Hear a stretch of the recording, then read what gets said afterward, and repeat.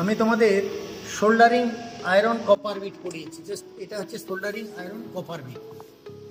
আমরা গ্যাসের মাধ্যমে gas heated soldering copper bit বলেছিলাম। এটা গ্যাসের মাধ্যমে হিট করলাম। আর এখানে আমাদের রাখা আছে সোল্ডার। এটা অ্যাকচুয়াল কি solder? Soft solder, hard solder, দুটো টাইপের সোল্ডার বলা হয়। এটা হচ্ছে হার্ড সোল্ডার। অপেক্ষাকৃত দৃঢ় বন্ধনের ক্ষেত্রে এটা প্রয়োগ করা হয়। আর মেল্টিং পয়েন্ট কত? অ্যাবাভ 450 ডিগ্রি সেন্টিগ্রেড, অর্থাৎ 450 ডিগ্রি সেন্টিগ্রেডের উপরে এর মেল্টিং পয়েন্ট। কিভাবে করবো না, সোল্ডারিং আয়রন কপার বিটটাকে হিট করলাম, ফ্লাক্সে ডোবালাম। ফ্লাক্স বলতে এখানে কি? Muriatic acid, acidic flux, muriatic অ্যাসিডে ডোবালাম। ডোবানোর পরে সোল্ডার টাচ করলাম, সোল্ডারে টাচ করে যে জায়গায় লাগানোর জন্য প্রয়োজন সেই জায়গায় আমরা ফ্রিকশন প্রসেসে ডিসচার্জ করছি।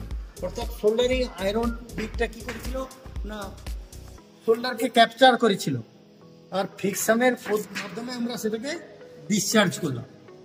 এই হচ্ছে সোল্ডারিং প্রসেস। আবার আমরা যদি প্রয়োজন বোধে এই সোল্ডারিং এরিয়াটাকে ডিসমেন্ট করতে চাই, আলাদা করতে চাই, তাহলে আমরা কি না আবার হিটিং করে আবার কিন্তু এখানে ফ্রিকশন পদ্ধতিতে সোল্ডারটাকে রিমুভ করে নিতে। বোঝা গেল কি সোল্ডারিং প্রসেস? ঠিক আছে, আগামী দিন তোমাদের আরো সোল্ডারিং প্রসেসটাকে আরো ভালো করে প্র্যাকটিস করতে পারবে।